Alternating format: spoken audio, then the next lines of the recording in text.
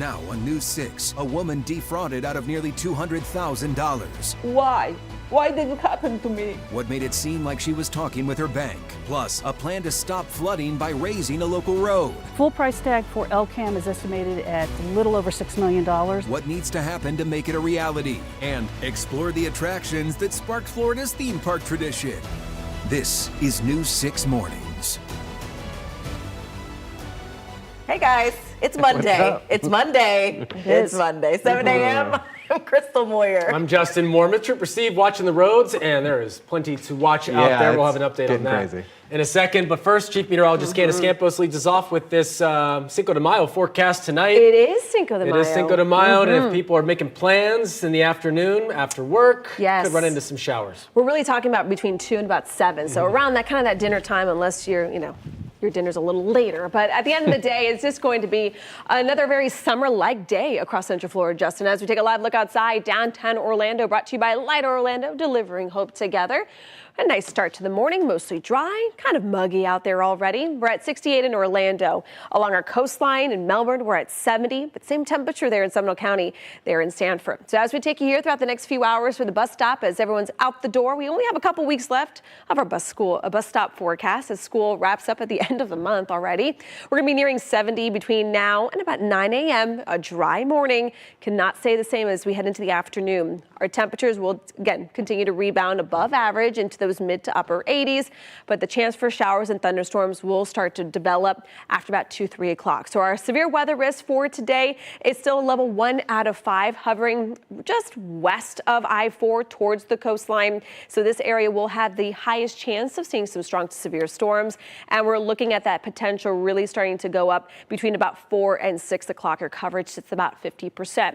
Now, with that being said, it will be beneficial rain, but we're looking at even wetter weather as we head into the latter part of this week and into next. We'll have more details on how much rain we could actually rack up this week, as well as a look at some of those severe weather impacts coming up in just a little bit. Now, let's check on those roadways with Trooper Steve. He's got your News 6 traffic update. All right, we do have a crash in a spot that, man, I wish we didn't, because this area tends to be real busy all the time. Listen up. Right lane blocked eastbound I-4 World Drive. So you're going to clear 429, and then you're going to see the fire rescue. I say then you'll see it just because there's that dip in the roadway there, and part of the reason that contributes to the slowdown. So be careful. Get over to the left-hand side. You'll clear this, and the rest of I-4, you're moving perfectly fine right now. Increase that following distance so we don't have a secondary crash. But this is what I'm talking about. Look, since they've added those travel lanes from 27 into Champions Gate, we have not seen a delay yet. So please take it nice and easy, guys. Back to you. Thanks, Trooper Steve. Developing this morning, counselors are set to be on hand at Osceola High School after the district says 3 students were injured in a shooting. All 3 survived, but this morning we're waiting for answers from investigators about just what happened. And News 6's Angie Casada live at the school this morning, and the principal put out a message about this last night, Angie. Hey, good morning, guys. Yeah, so the biggest thing is school leaders want their students to know that they're emotionally okay and make sure that they're there for them, right? And this is the message that the principal sent out to parents. Principal Elizabeth Kennedy expressed gratitude that all 3 students survived the incident. She also said, "Our hearts and thoughts are with the students and families involved." Additional counseling staff will be available at Osceola High today. Students who want to speak with someone can go to the media center or talk to any administrator or teacher. Now, what we know so far is that Polk County deputies say a shootout happened early Sunday on Famagusta Drive at an Airbnb in Davenport. They responded around 3:30 in the morning after a fight escalated and gunfire erupted. Investigators say there were several prom after-party celebrations happening, and they had 2 people were hospitalized with non-life-threatening injuries after both were grazed by bullets in the crossfire. Another one was hit with debris, and of course we're working to confirm whether that shooting is the same incident that involved the Osceola High students. Now, back here live again, counselors are on campus today, and this is all happening as students begin state and AP testing. Of course, if we learn any new information, we will make sure to let you guys know. Reporting at Osceola High, Angie Casada, News 6. Glad those students are okay, Angie. Thanks. New this morning, an arrest in the middle of a busy Ocala intersection. Police say this woman robbed a bank and told investigators she's a former sheriff's deputy. Come here, hands here. The This happened Saturday morning. Police say Christina Thagard walked into the TD Bank on Southeast 17th Street, then handed the teller a note saying she had a gun and demanding cash. Police say inside her car was a purse filled with over $5,000 in cash, along with the mask and hoodie that she was seen on video wearing during that robbery. Thagard, though, claimed someone else had borrowed her car and that she was not involved. Police say during questioning, she revealed she was a former deputy. We reached out to the sheriff's office to find out more, but so far we have not heard back. This morning, we'll be asking DeLand police if they're any closer to finding a suspect after a shooting over the weekend left a man dead. Right now, the family of Keshad Harris is still in disbelief after learning he was gunned down early Saturday morning.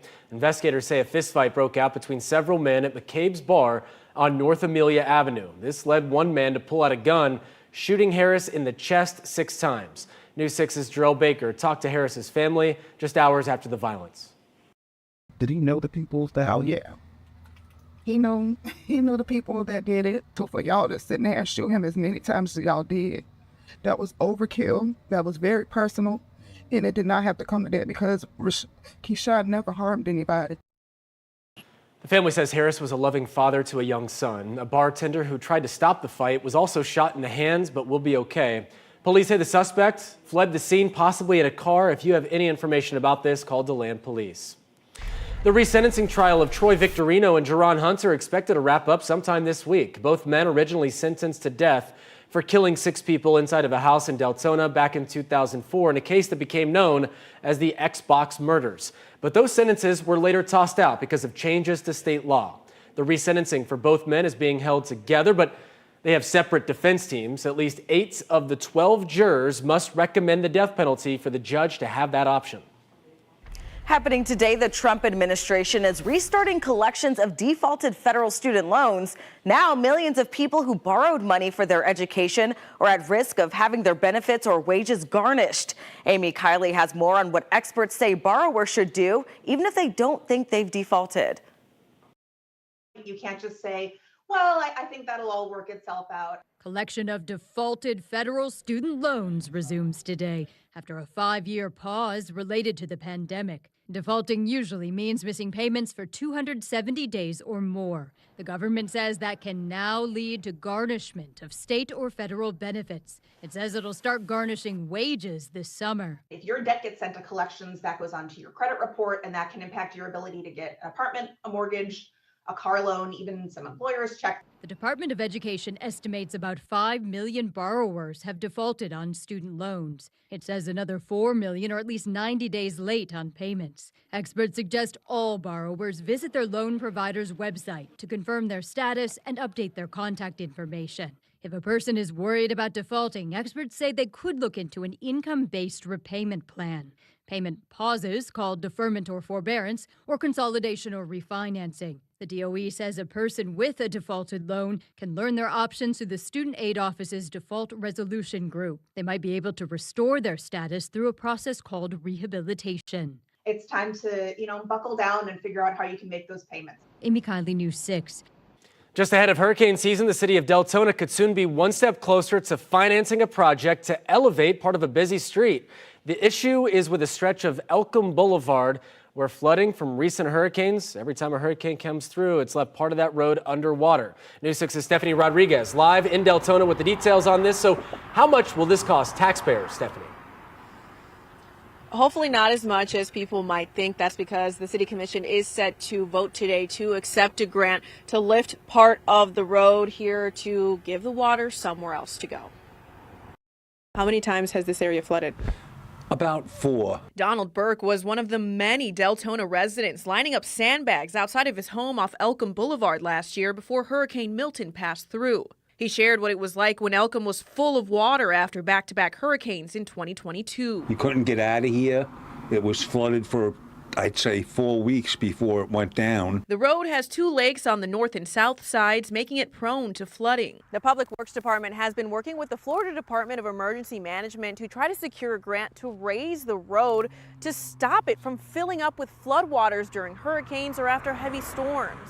Full price tag for LCAM is estimated at a little over $6 million. FEMA will pay 75%. The city is responsible for 25%. Deltona Deputy Director of Public Works Phyllis Wallace tells me the city is now waiting for the commission's approval to move forward with the engineering and design process. Cannot promise that we'll never be impacted, but hopefully we will be well above the flood stage so that we no longer have the impact of having the roadway closed down. It's welcome and potentially life-saving news for residents. It's great because I have a mother-in-law who has Alzheimer's, and if I have to get her out to the hospital, she's in her 90s. And if I have to get her out to the hospital, how am I going to get her if we're flooded in? You know, how are they going to get to her? That's a real concern, of course, residents getting in and out. We've seen how busy the road is, but also EMS getting to people who live off of the road. Very, very crucial for their safety. Now, if the city accepts the grant, they'll begin the design phase, which could take up to a year, and then they'll head to construction, which I'm told could take between 12 and 18 months. Reporting live in Deltona, Stephanie Rodriguez, News 6. Stephanie, thanks. And, you know, while rain is much needed throughout Central Florida, of course, those storms we've been seeing not helpful for some of those areas like Deltona. Right. I mean, at the end of the day, if we just get kind of consistent rain every afternoon, that's exactly what Central Florida needs. That's what we're used to. That's how, you know, the state has been able to function during the rainy season. So this kind of setup that we are going to be on for the next couple of days is exactly what the doctor ordered. Taking a live look outside, Daytona Beach Skycam. I've just been sitting here watching this group of people out here just enjoying the day. I mean, what a nice, some were already out on the water. It's going to be a beautiful kind of first half of the day if you have the opportunity to enjoy the sun and sand. Right now, Daytona Beach, we're at 67 degrees. We're now cooling just below the 70-degree mark across the rest of Central Florida. Now, if you are along our beaches in the next few hours, you'll notice a lot of lightning strikes out over the waters. That is all continuing to push away. For, again, the most part, for the first half of the day, we should be dry as temperatures stay in the low 80s. It looks like the surface is going to be nice and light due to that west breeze. Now, elsewhere around Central Florida, it's going to be a hot one, nearing 90 degrees for this afternoon, and then the rain and storms come through. So again, for beachgoers, you have a decent shot for rain, but your rain's not coming in off the ocean like it did last week. This is going to be more of a West Coast driven active day, with that potential of some strong to severe storms. We'll have more details on the timing and the threats coming up in just a bit. Now let's check on those roadways with Trooper Steve. He's got your News 6 traffic update. I love rain on a Monday. Love rain on a Monday, because then I catch up on the sleep that I didn't get this weekend. Eastbound I-4, they they just opened up that right travel lane, but with the Osceola County CSO and the road ranger there, lights flashing. If you're in that right lane, still required to slow your speed down 20 miles an hour underneath the posted speed limit.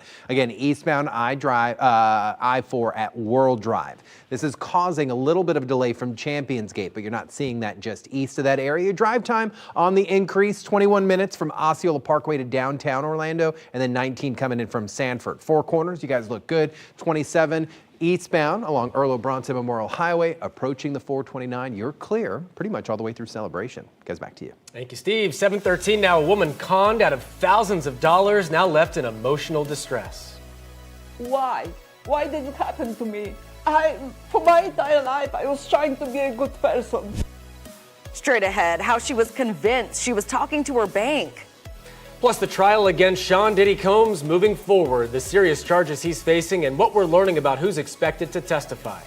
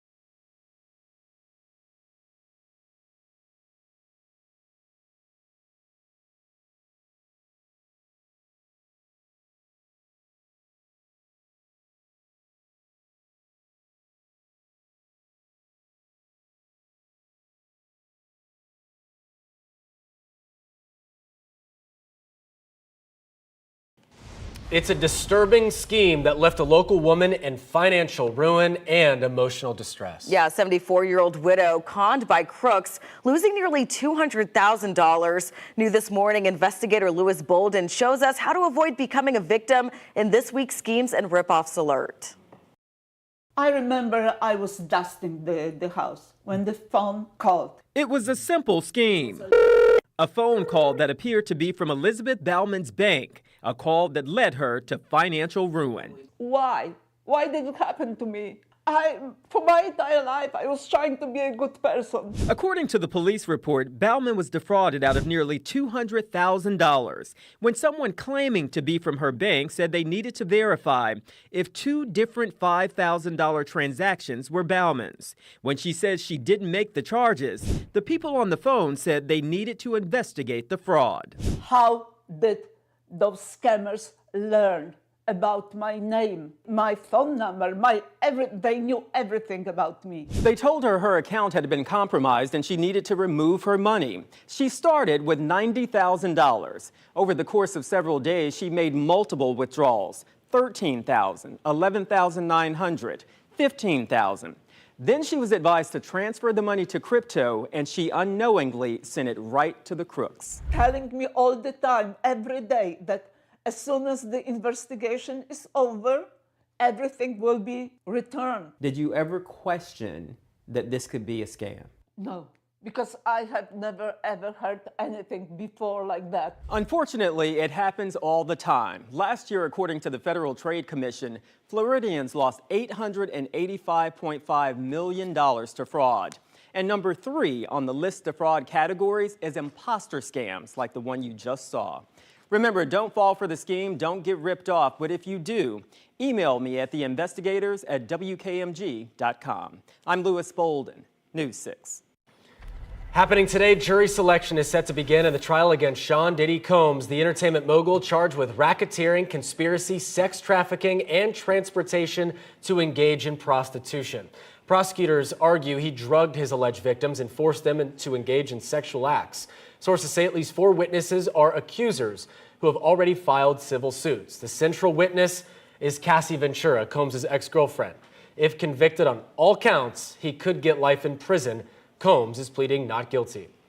Today is the 2025 Met Gala, and as usual, all eyes are going to be on the creative fashion choices. The high-profile, star-studded fundraising event celebrates the opening of the Costume Institute's spring exhibition. This year's gala is being co-hosted by singer, songwriter, and fashion designer Pharrell Williams and Oscar-nominated actor Coleman Domingo, also hosting Grammy-nominated rapper A$AP Rocky and British race car driver Lewis Hamilton.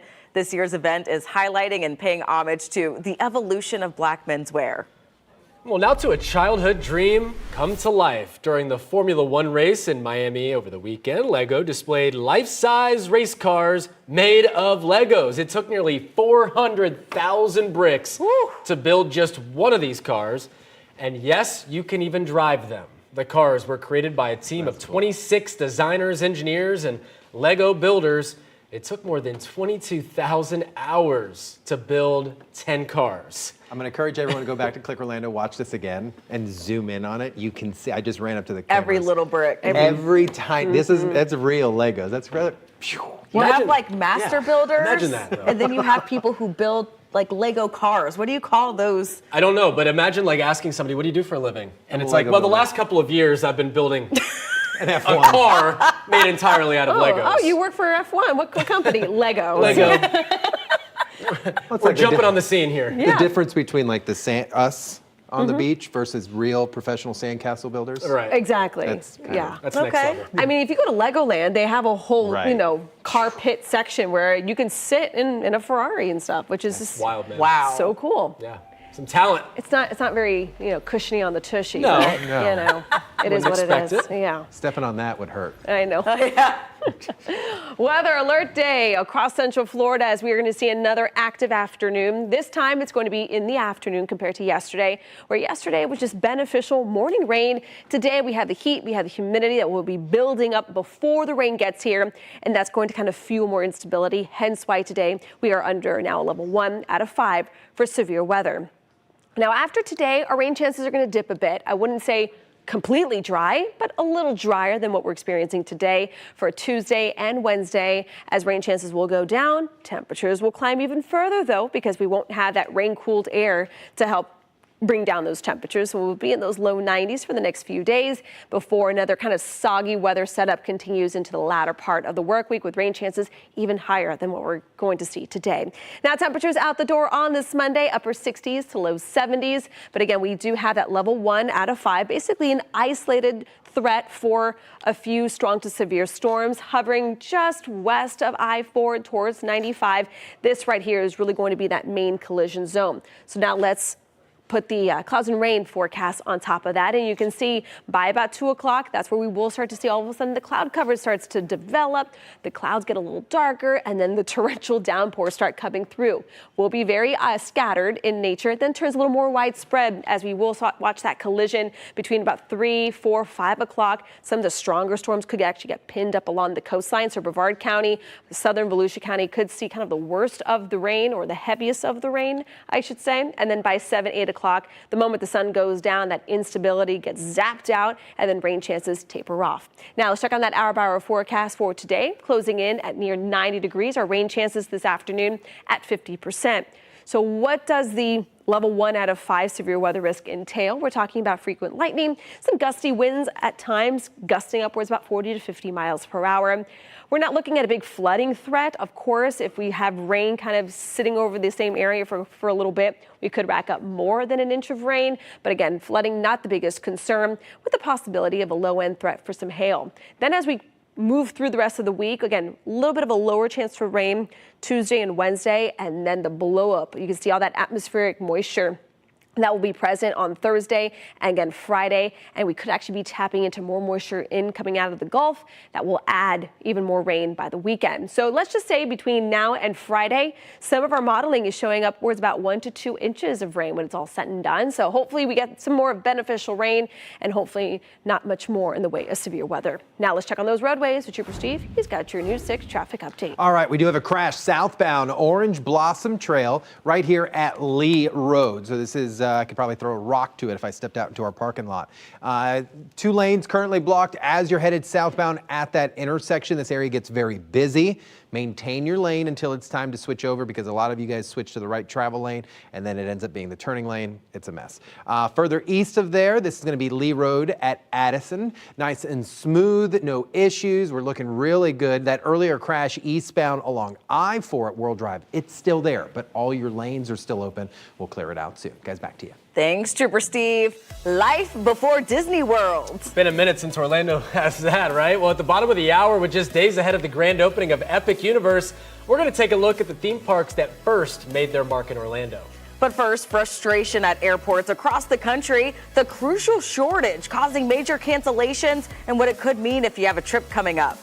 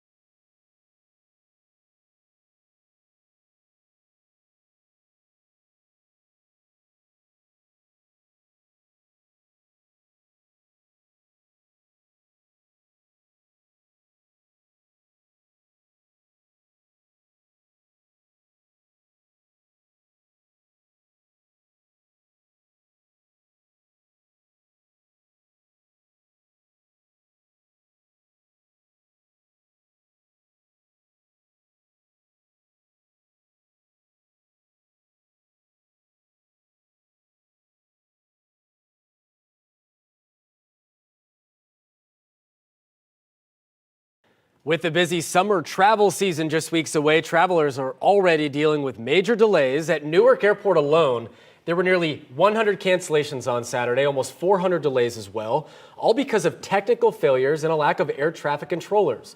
United Airlines announced Friday it was canceling 35 round-trip flights per day from its Newark schedule because of these ongoing problems. That airport isn't alone, though. Air traffic control stations across the U.S. are short about 3,000 controllers, and some are worried things could only get worse later this week. That's when the federal government starts enforcing real ID requirements for passengers. A local teacher set to stand trial in just hours. Still ahead, the house party with teens that's now led to some serious charges and how much time she could be facing.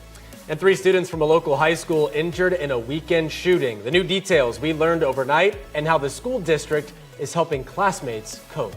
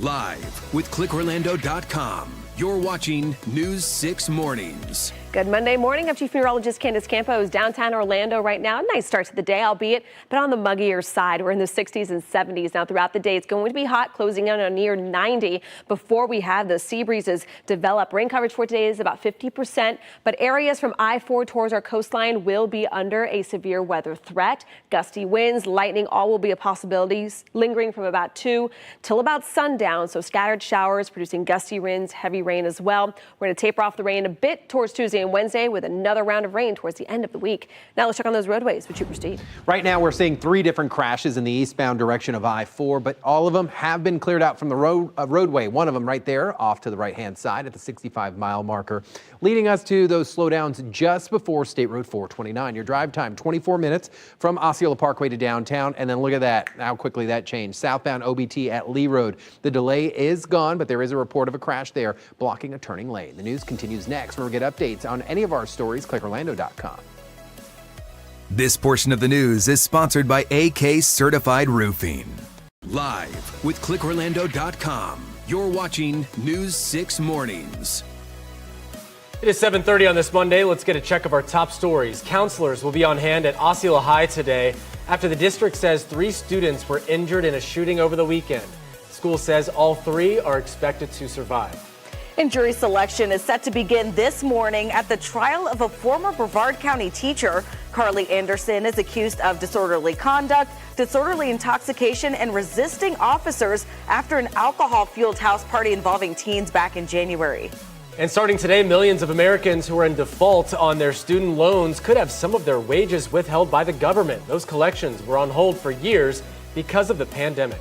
But we're going to start off talking about the weather. Parts of Central Florida finally saw some rain yesterday, much needed, and more's on the way. Yeah, we have a weather alert day to talk about, and a lot of Central Florida, as you mentioned, got some rain, much needed. Yes. Brevard County did not get a ton, Candace, and that's going to change today, though. That will today, exactly. Yeah, most of Central Florida racked up almost more rain this weekend than we saw the entire month of April. So kind of to put things into perspective, we're starting off May on a much better note compared to how we ended April. Out the door right now, although you see that weather alert day graphic there, it's not for the morning. Our morning commute is looking good, at least weather-wise.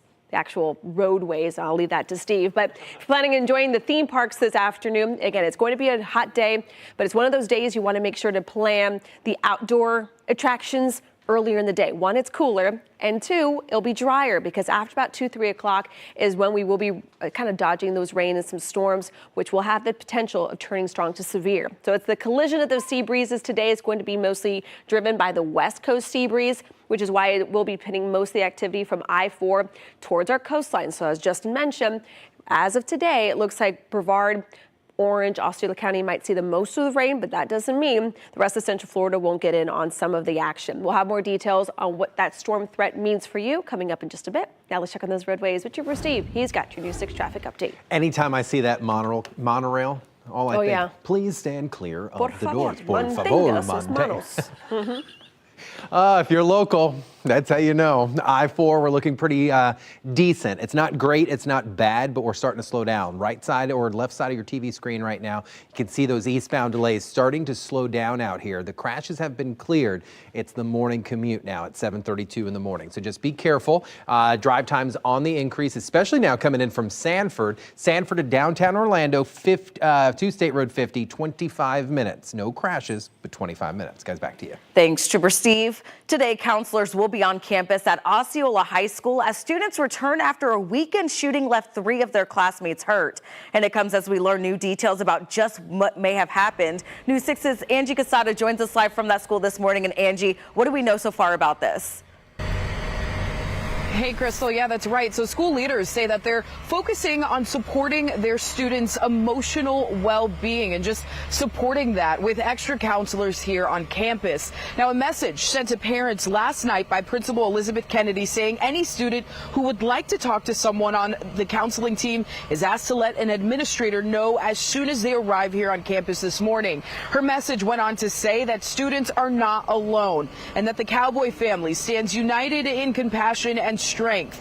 Now, Polk County deputies are investigating a shooting on Famagusta Drive in Davenport that happened around 3:30 Sunday morning. Investigators say it was at an Airbnb and say many students were celebrating prom after parties.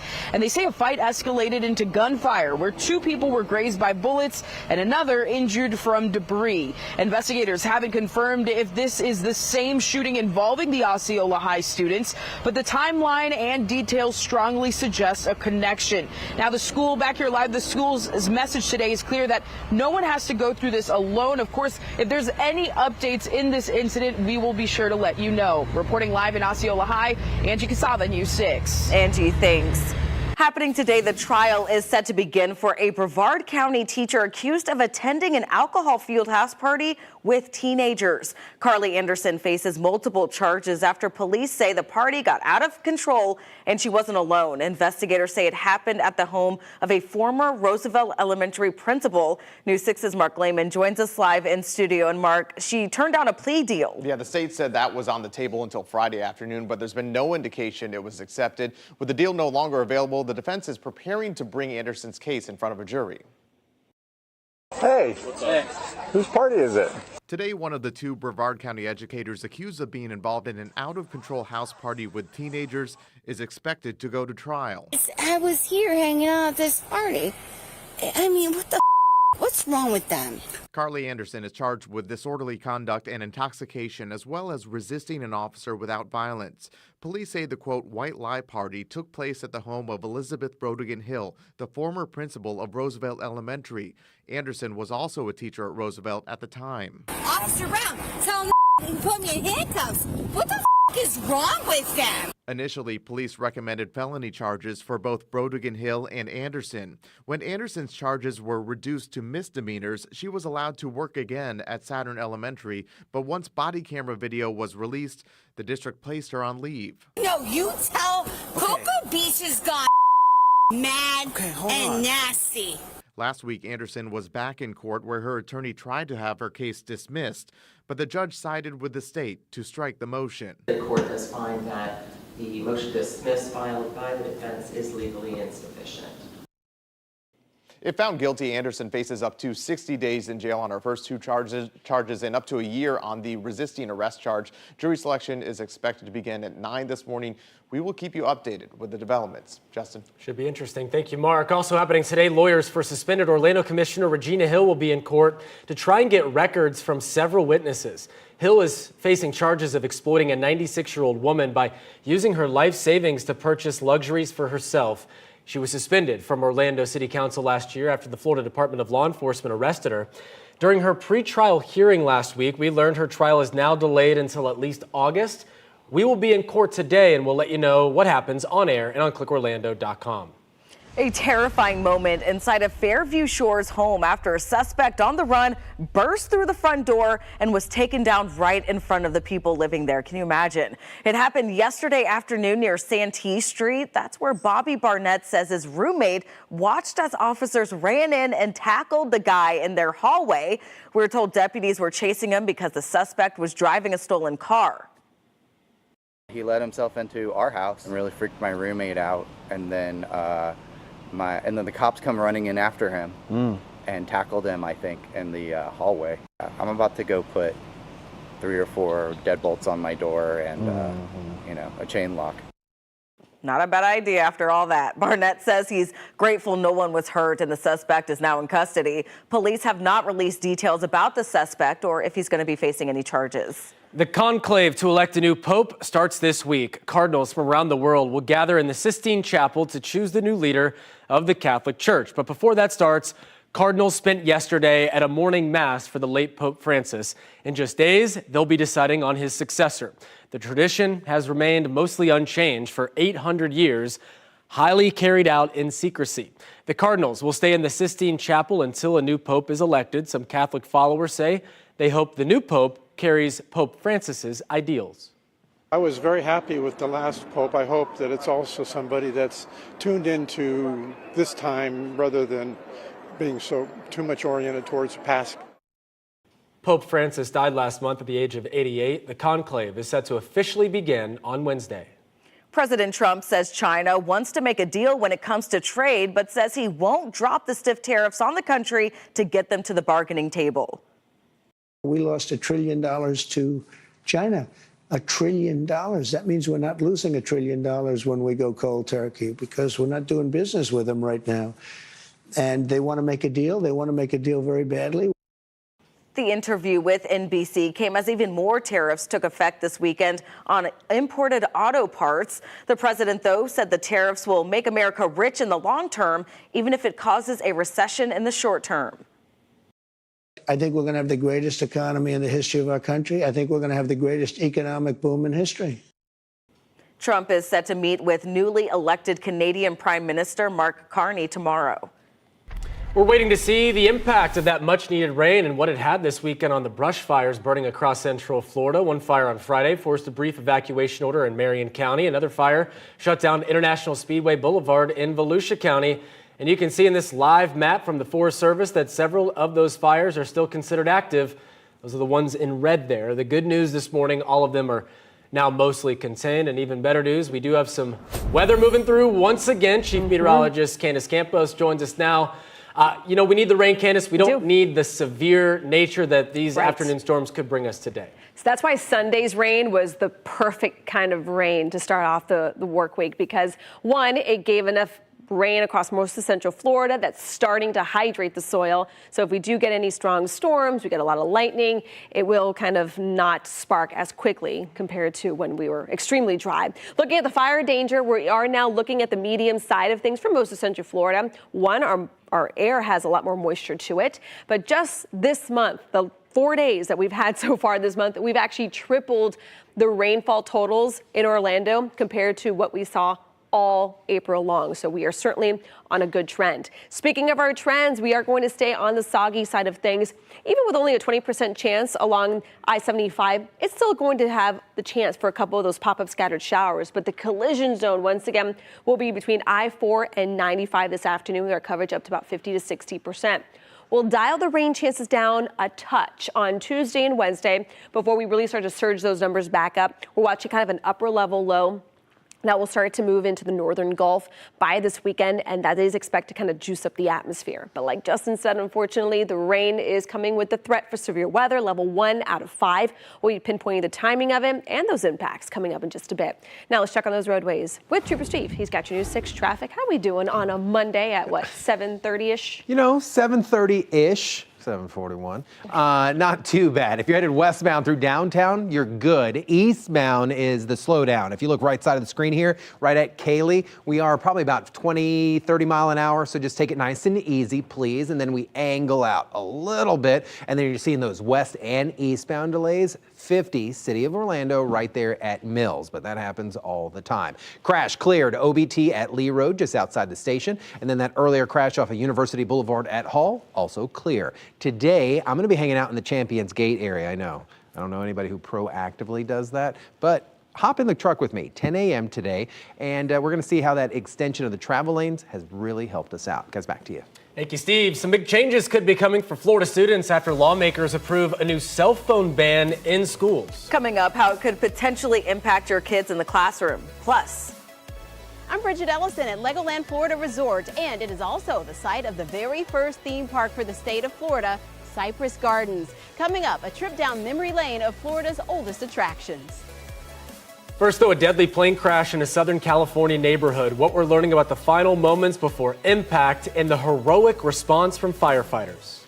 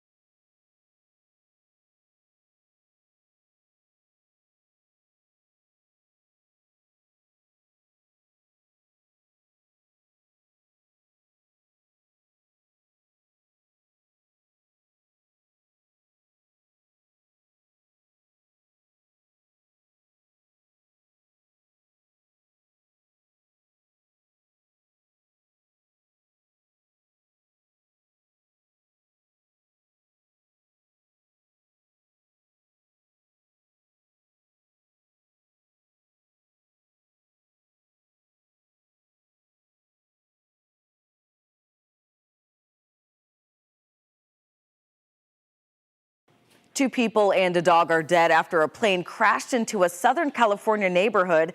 Investigators say they were on board the single-engine plane when it slammed into two homes, leaving behind significant damage that you could see there. Fire officials say there were people inside these homes at the time of the crash, but thankfully they were able to get out. Residents were in both structures at the time of the incident, and those residents were able to evacuate safely. There were no other injuries on the ground. The FAA says the plane left Lancaster, Camarillo, headed for Camarillo Airport when it went down. The two airports are about 80 miles apart. Right now, the cause of the crash is under investigation. A bill is now waiting for the governor's signature that would ban cell phones for elementary and middle school students all day. The bill expands on an existing law that only restricts phone use during class. Under the new rules, students would be banned from using phones for the entire school day, including lunch and in between classes. It's part of a broader education bill that passed in the final hours of this year's legislative session. If signed, the new pilot program would go into effect in 6 districts next school year. As opening day of Universal's newest park, Epic Universe, approaches, News 6 is going back in time to look at some of Central Florida's first attractions. So new this morning, News 6 anchor Bridget Ellison is talking to Dr. Jim Clark about his book on this very subject and Florida's tourism history. Florida's theme parks have expanded and exploded over the years, but what started it all? We're in Winter Haven right now at the site of Florida's very first theme park, Cypress Gardens. It opened in 1936, and this gigantic banyan tree behind me was planted as a seedling back then, and you can see what it looks like now. And the park closed in 2009, and Legoland Florida opened here in 2011. Often things didn't make it in their first incarnation and then came back to be valuable. Splendid China, a park dedicated to Chinese culture, is now home to a resort dedicated to all things Parrot Head. Margaritaville Resort Orlando opened in 2019, where Splendid China and its remnants stood in Kissimmee for 20 years. They spent millions of dollars, imported scores of performers from China.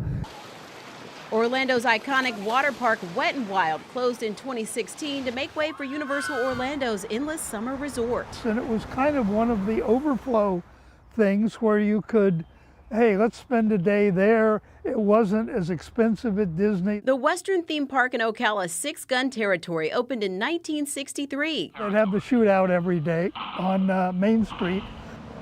Today, the area serves as a shopping plaza. These places are gone forever. People are not going to remember places where you could stop and buy a baby alligator. And the theme park pioneers such as Cypress Gardens paved the way for other attractions like Legoland Florida Resort and more, setting the stage to make billions of dollars in tourism every year for the state, making it one of the top industries. In Winter Haven, Bridget Ellison, News 6. How about that? Please don't buy a baby gator back in the day. You can get one for free. Just go to your local pond. Yeah, and then get scooped up and get arrested. Yeah. You ain't got a permit for that. That sounds like fun. Yeah. No. It's crazy to look across Central Florida to think this was nothing like this 50 plus years ago. Yeah. And we had weird stuff to do, even though we still have plenty of weird stuff. There's plenty of weird to go around. Orange Blossom Trail had orange blossoms all down the trail. Yeah. The Citrus Tower, Yeah, overlooking Citrus, not rooftops. So Right. it's a little bit of a different setup today. Yeah, we have our growing pains, but still trying to do our best, right? right. So we Wouldn't trade it for anything else. Yeah. I wish there was, though, more Florida-style attractions. Like, I'm a big with those boats out in Claremont area. They have these cat boats. Yeah, the cat boats. And you boats. go out and go on the water and I was the one that tours told and you about stuff. the cat Yes, boats, and I went yeah. out there. Like, Mount Dora. there's so much stuff that, other than the big attractions that's still happening. It's pretty cool. I just don't need the influencers to tell everybody, so that way Please. locals can enjoy it. Everyone wants it to be a secret. Bring I got gatekeeping you. back. Yes, That's I right. like it. I'm gonna make a shirt out of that one. We're All not right, let's gatekeeping the weather, though. No, this is what you got. And we have to let you know because today actually might be a little dicey, unfortunately. All right, we are calling today a weather alert day because we are watching once again the collision of those sea breezes. This is just a snapshot of what the afternoon, I think this is like 2-3 o'clock in the afternoon, so scattered showers and thunderstorms, but where the two sea breezes really collide and kind of stay in place is where we could see some rock and thunderstorms that could turn strong to severe. So rain chances today about 50 to 60%. Then by Tuesday and Wednesday, we're going to bring down the rain chances just a bit. Not completely out of the picture. That's why we put drier. But we are looking at even hotter days ahead in the forecast, but making sure you keep the umbrella handy. Tuesday and Wednesday, although it might be drier, we're going to ramp up those rain chances towards the end of the week. Temperatures out the door, upper 60s, low 70s. It's kind of a muggy-ish start as you do have plenty of humidity in place right now. That's going to add and fuel those sea breeze showers and thunderstorms. So for today, our East Coast sea breeze isn't really going to be moving in too far this afternoon. It's going to be all driven by the West Coast sea breeze, which is why everything goes from west to east today. You can see these little dots here of those bright reds and oranges and even a few purples indicating some of those stronger storms that will have the potential of getting close to that strong to severe threshold. And then by about 5, 6, 7 o'clock, that sea breeze will kind of collide. The East Coast will now start to meet up with the West Coast. We'll see those scattered showers and thunderstorms linger till about 7. But the moment the sun goes below that horizon, all that instability goes away, and then we'll kind of trend even drier throughout the overnight. But now let's check on that hour-by-hour forecast for today. Upper 80s this afternoon. It is going to be warm with some of those storms developing in up to about a 50 to 60%. Right now, the main storm hazards include obviously the frequent lightning, the heavy rain, the gusty winds upwards about 40 to 60 mile per hour gusts under some of those stronger storms. Now, tornadoes and hail are low, but not out of the picture. Right now, some of the models are showing about a 2 to 4% chance of a rotating storm. So the severe risk is still there. It's just not tornadic for today. Looking here at our mid-level moisture, we're going to again tapping into a little bit of dry air Tuesday and Wednesday, but notice a big surge in moisture that will continue to linger throughout Thursday and Friday. We're going to be watching kind of an upper level low that will start to sink a bit further over the northern Gulf, and as it does so, it's going to be keeping us on the wet side of things. But this is just our rainfall forecast within the next 5 days, so this does not include the weekend that is expected to look even wetter. You can see that pretty much central and eastern half of central Florida could rack up between 1 and almost 2 inches of rain when it's all said and done this work week. So as we get results here with the full 7-day forecast, a decent shot for rain. If you're looking for a dry day, well, you had all of April, but if you're still looking for one, it will be on Tuesday. Now let's check on those roadways with Trooper Steve. If you're looking for one, no one's asking you at this point. Everyone needs some rain. I-4, downtown Orlando, you see Lake Ivanhoe off into the distance. Looks good out here this morning. We had some bumps in the road here and there, not literally, but you know what I mean. In the green westbound, so no major issues along I-4. You might smell some smoke out there outside of DeLand. That's because International Speedway, there is a brush fire east of DeLand, so careful there. Top center of your screen, westbound delay approaching Lake Mary, no crash. 2 crashes that we talked about most of the morning, University and OBT and Lee. Both of them cleared out, and then seeing a minor westbound delay over by kind of the Chuliota area, over by Avalon along State Road 50. You'll clear 408, University Park, all clear. Guys, send it back to you. Thank you, Steve. Coming up, a bomb plot foiled at a Lady Gaga concert. What investigators say the suspects were planning next.